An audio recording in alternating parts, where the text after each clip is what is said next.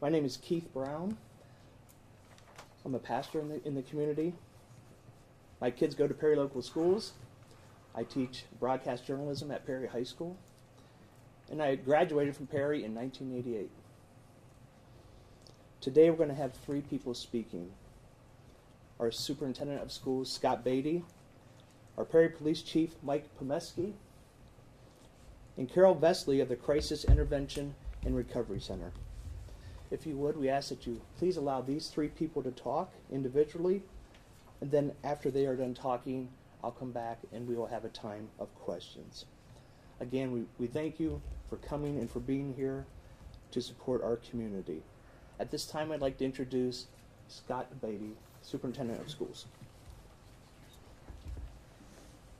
Thanks, Keith. Let me introduce myself. Again, my name is Scott, S-C-O-T-T, Beatty, B-E-A-T-T-Y, Superintendent of Perry Local Schools, and this is my third year here. I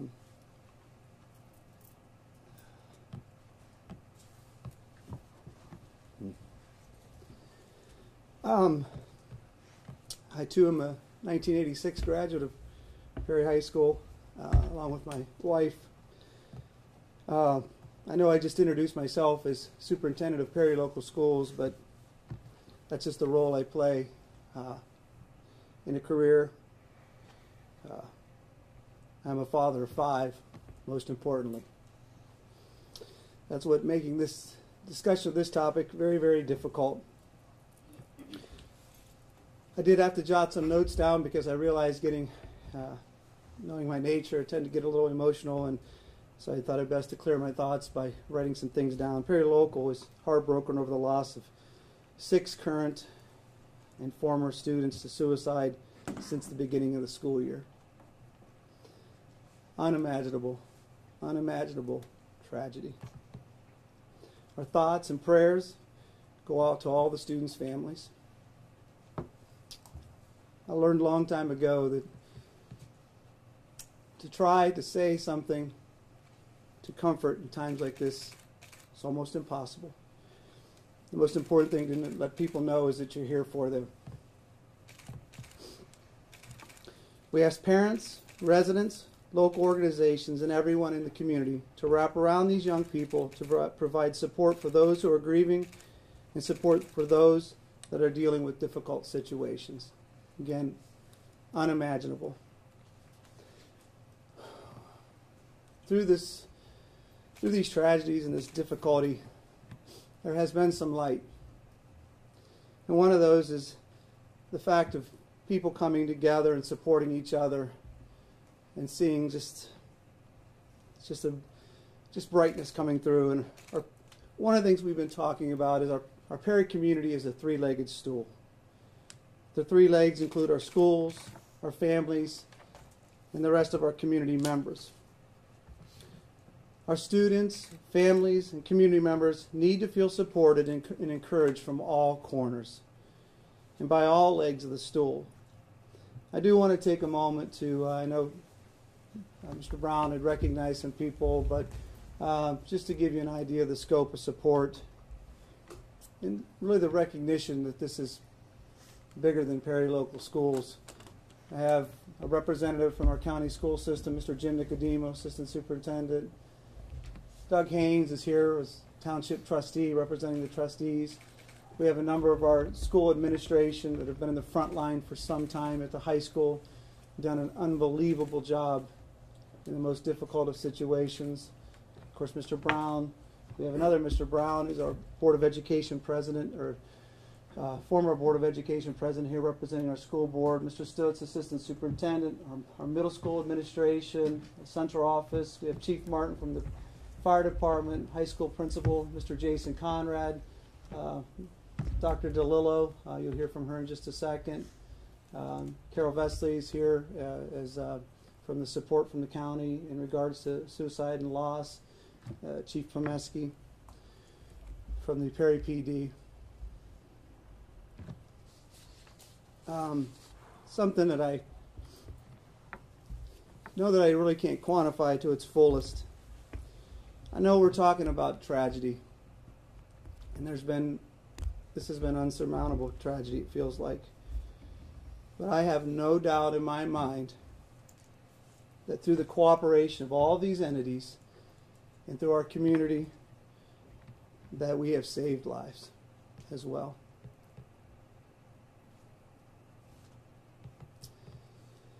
There's a story behind all of this as well of personal sacrifice and people doing things that are just unbelievable. Families, these folks, and I'm very proud of them in this moment of tragedy. And one of the things I wanted to do is talk about, in addition to the cooperation, the many, many resources that have been made available and that we continue to create and that are listed under our website under preventative and supportive initiatives. And know that our district will continue to work. We will not give up. We will not give up. We will continue to fight for our young people and our families and our community. One of the people that has been at the front line is Dr. Margaret DeLillo Story, and I think she's the best resource to explain the many, many things that have gone on. She did probably not enough time in the day, but she can definitely let you know some of those initiatives. Dr. Thank you, Mr. Beatty. Good afternoon. I think it goes without saying that we are all heartbroken and saddened by the loss of yet another student. Part of being in education and in the training fields that we're in is ongoing professional development and education. When we enter the school systems, we train year after year after year. We refresh by going to workshops, by knowing what the newest stuff out there for our students is that could promote them and set them up for the best success they can have in the educational setting. We have always had crisis teams in our schools. We in Perry had just been very fortunate and very blessed that we've never had to use them, and now we can't quit using them. Our staff continues to train day after day after day. We've started the program with the red flags. And when I say started again with updating with the most current information. We have SOS in our district from the 5th grade on up. Our staff continues to provide counseling services. We, along with many other schools in our county, have the addition of outside clinical counselors that are based in several of our schools and available to all of our students and staff, parents and families at a moment's notice during our school day.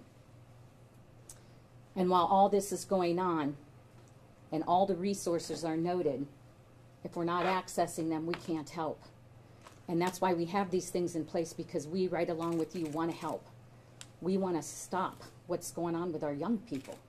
It's affecting and hurting us as much as the rest of this community. Our counseling is available to students Monday through Friday. We have outside resources available 24/7 that you're going to hear about in a few minutes. The programming is not going to quit. Wednesday we will be continuing with red flags. The 22nd and the 23rd we're continuing with phase 3 of our SOS at the upper levels. And then we will be repeating and refining and refreshing at the start of the new school year. Our services aren't going to quit. And while we'd like to continue to think this is it, we will continue to do more. So I'm going to turn it over at this point to Chief Pomeski with our Perry Police Department, who we work very close with, and then Carol Vesley.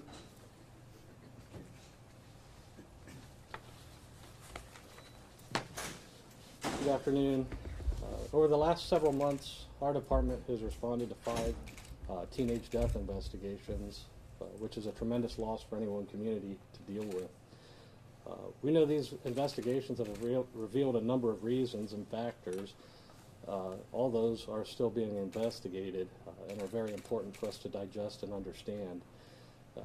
Along the way, there's been many strong statements made by community members in looking at the deaths, pointing to some singular issues, one of which is most notably bullying. I think it's important today to reveal that these investigations are identifying multiple factors, not a singular issue, and the factor that has not came up in these investigations is in fact bullying. Our agency's focused on a 24/7 approach to this issue. We're very fortunate in Perry Township and in Stark County to have the resources that we do.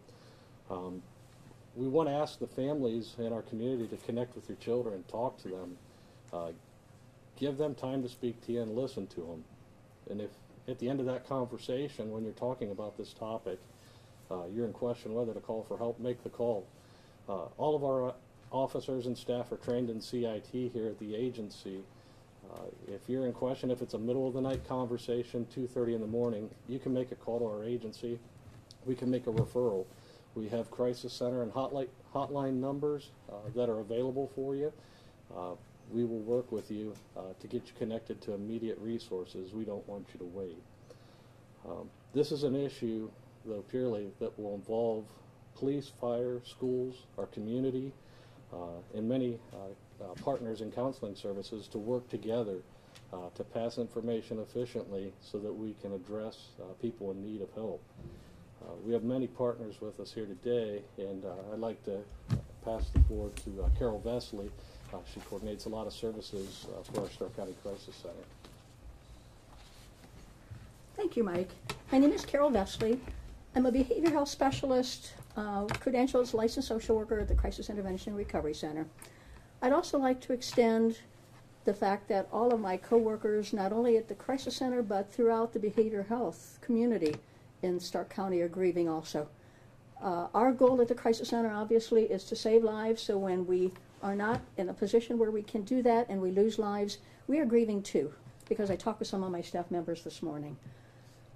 Let me explain a little bit about what you've already heard about suicide, because that's my specialty area. Suicide is not caused by one particular event, and that's something that our research and practice has told us. I've actually worked for 28 years as a crisis counselor, and I've seen a variety of contexts of suicide. Even young people do not die by suicide or take their own lives based on one particular event. What we struggle with is piecing together some of the whys that survivors of suicide loss ask. I can share with you there are two major triggers that research has identified, my own professional work has identified, and by triggers I mean maybe final events that may trigger suicide. And those are, one, a major family conflict, and two, a breakup of a relationship. And if you think of, in the context of young people, those are the two major supports, lifelines that they have. But something interesting that we see in the adolescent population, and sometimes it extends to maybe late teens and early 20s, and that's something called suicide contagion. What that word implies is it's contagious. Now, I don't mean necessarily that if we touch somebody that we're going to catch it.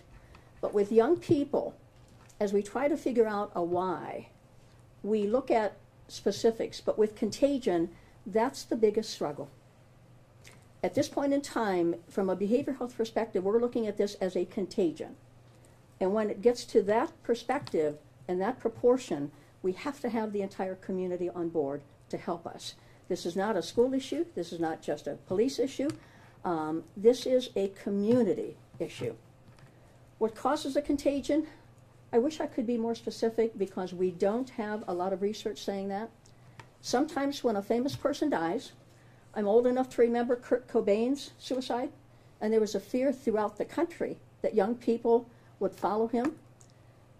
Sometimes it's because a person belongs to a group. At one point I responded when we used to have the Goths. There was a suicide by a Goth in a local school, and we were afraid the other members of that Goth group might take their own lives. But simply being a teenager, simply going to the same school may be the connection. If we knew more, we could be able to address it more. But the bottom line is, when we're dealing with a contagion, we have to identify how do we start looking at potential warning signs or risk factors that might pull other young people in. Because I'll share with you right now, unlike even 10 years ago, suicide is one of the first options of young people. It wasn't that way 10 years ago. And how they got to that thinking frightens me as a professional. So what do we look at or look for? We need to look for major behavior changes. We need to look at a child or look for a young person withdrawing or separating from family, from friends. Sometimes risky behavior might be an indicator. An increased use or first-time use of drugs or alcohol. For families, eating and sleeping major changes. For school personnel, when I speak with school personnel, major changes in a classroom. The key is the community at large needs to be aware and tuned in to looking for distress in our young people. And that's the best way I can define it, is distress. Now, schools, again, I'm involved in helping schools, helping train schools, bringing education to schools.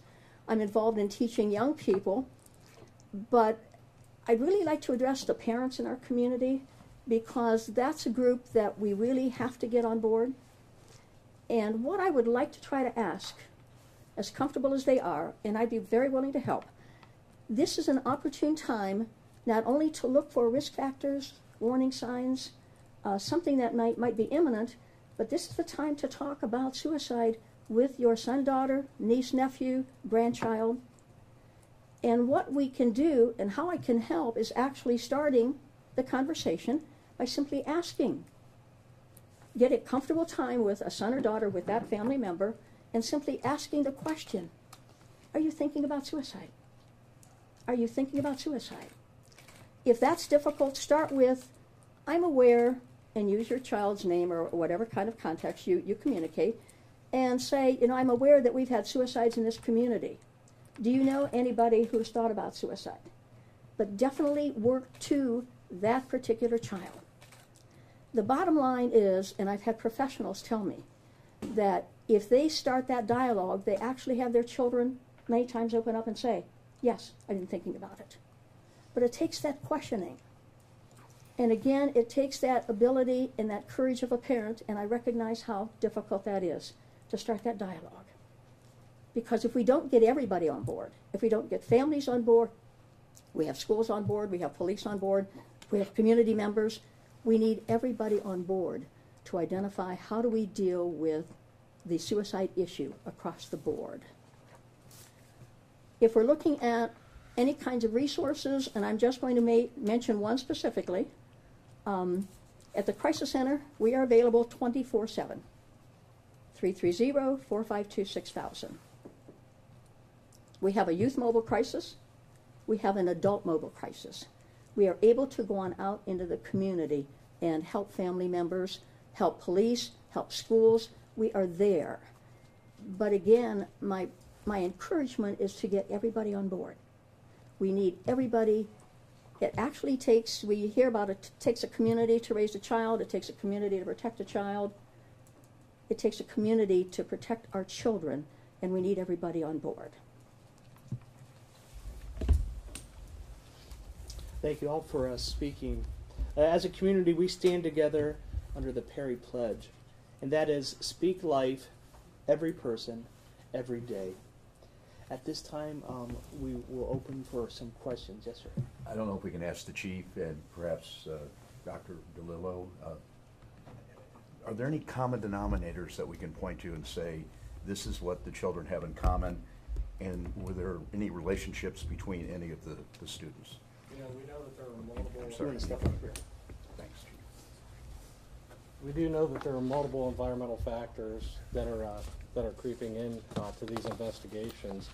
We are working with counseling staff to identify those commonalities and to digest them and really isolate what is the issue. But we do know from the law enforcement side of it, we're seeing significant changes in something in the home environment. And a lot of times when something changes, that's the key to a parent to become more in tune, to talk to them, listen, and if you're in doubt, call. We've had questions on when should we call. If you're in doubt, call. We're there for you. And we're going to continue to reiterate that. If we know of a situation, if we know there's a potential for I'm thinking in this path or I'm having issues, if we know, we can address it. We can't address what we don't know. And at this time, the common thing that we see from the counseling standpoint is the kids come to the same school. You know, police-wise, we can't answer that, but they come to the same school. Can we say whether or not the previous suicides affected the ones that are more recent? We don't have any link established to each suicide. What I'm plainly stating is there's no connection that we've identified to those, and we explored that very early on, and it is something we're very sensitive on as we continue down this path to make sure that we look at that avenue in the event there is something later established. But the word bullying came up. What did you mean by that? You know, overwhelmingly parents are asking us, and we see it often put out there, that the reason these deaths are happening is because of bullying. We do the investigations, we work and we network very broadly as a law enforcement agency. We're aware that that is a factor in some suicides, but we have not identified that as an agency in these cases. You know, we have open avenues to address those, and I know that our school district firsthand is very proactive in addressing that, because if there would be something that would cross the lines, they would bring us a case for that. But at the same time, the 5 deaths that we have investigated have not revealed that factor. Is there any feeling for why what's already in place, a crisis team and counselors that come in after this kind of thing happens, wasn't more successful earlier on over the course of these 5 A huge success in our community.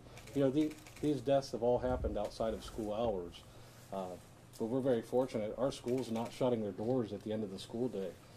I can pick my phone up and literally call any administrator in the school district and get an answer in less than 2 rings. Our counseling staff works with us. Our county resources are phenomenal. In fact, it's progressed to the point in our county where if you don't have transportation and you can't get somewhere to see someone, they're coming to you. Whether you're a teenager, an adult, it doesn't matter. We will bring that service to you and help coordinate those needs for you.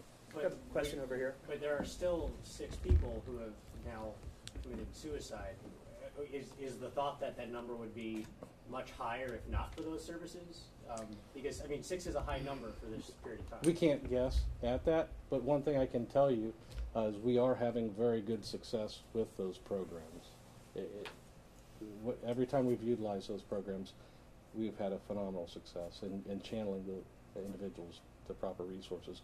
One of the common factors, though, that we're having a problem with, we need the calls. We need people to understand, be comfortable to call your first responders, police and fire. There's hotlines out there to go direct to a counselor. You can go completely around police and fire. But if you're stuck in the middle of the night and you're having a situation or a crisis occur, reach out. We are well trained, and we will get that to where it needs to be, to the proper resources. And I think it's important to understand that the crisis team, our SOS, our red flags, our outside resources, they are resources. They're not magic wands to fix the issue, but they are resources that can be accessed. And if they're accessed and we can know, then we can look back and say, which way do we need to go? But if the resources are not accessed, our hands are tied. How do you qualify success then, though? Is it in students who say, I might have harmed myself, but I didn't because I had this conversation? Or how do you, I guess, how do you say that these programs have been successful even though? You know, obviously we have to be sensitive to the individuals that we are dealing with, but we've had numerous calls for service as an agency, and we've channeled them to those resources, and we're seeing the success because they're getting the help that they need, and they're getting those resources and basic needs taken care of to get them back on track. And that's where I see that, you know, we look at that on a case-by-case basis and look at and go back to make sure that we're addressing those needs, and it's happening. We are seeing this question over here then. Thanks. Yeah, I I'm just want sorry. to make sure we're being accurate about the number and who's investigating what. You said your department is handling 5 teen deaths. The superintendent said 6 suicides. Can you help us understand where that other one is? We would only respond to a death investigation in our township. Okay. The other one did occur in a township north of ours, up in Jackson Township. So that would be another agency's investigation. So excellent question. But it's also being considered a suicide. That's my understanding, but our department is not part of that investigation, so I would recommend that you reach out to them for that. Question for the mental health folks.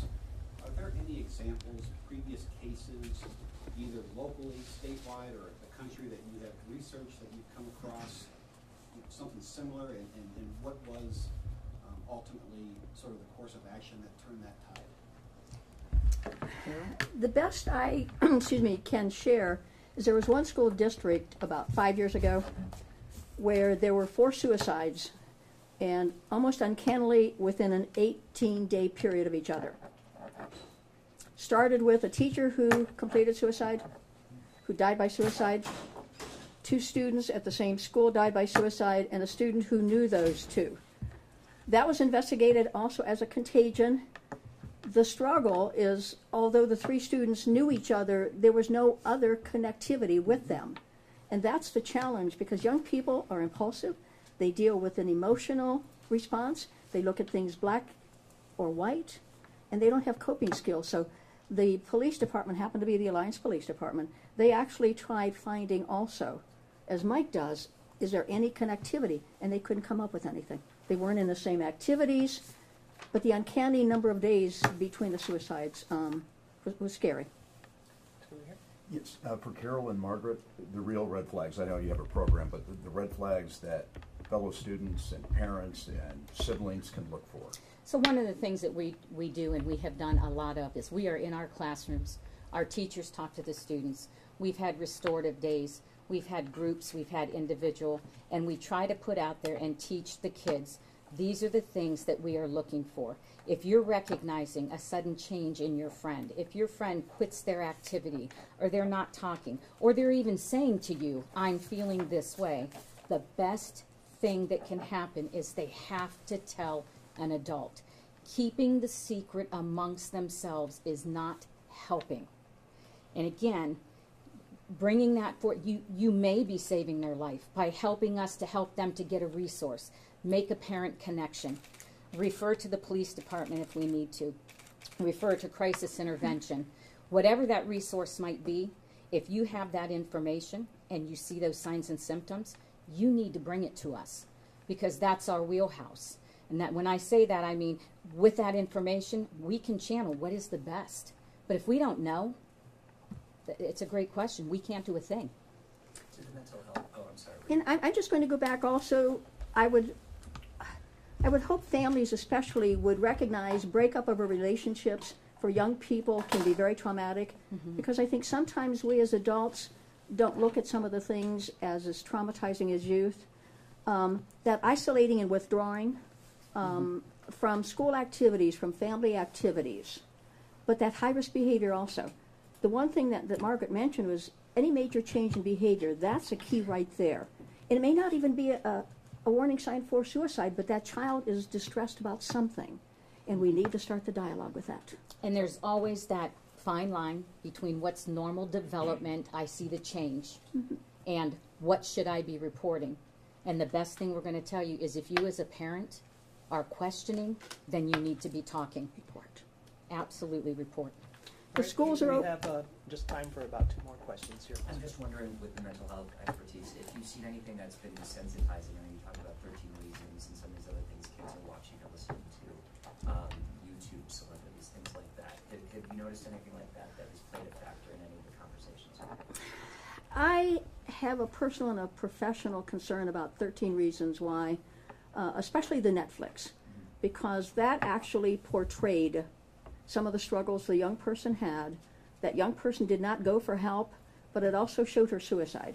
When we start getting that graphic and planting those videos in anybody's head, but especially in vulnerable youth who may have thought about suicide, and again, the bottom line is the day a young person takes his or her own life is not the first time they thought about suicide. So I'm real uncomfortable. If children, youth watch it, an adult needs to sit down and process. That's the key to something that is quite that impactful on young people.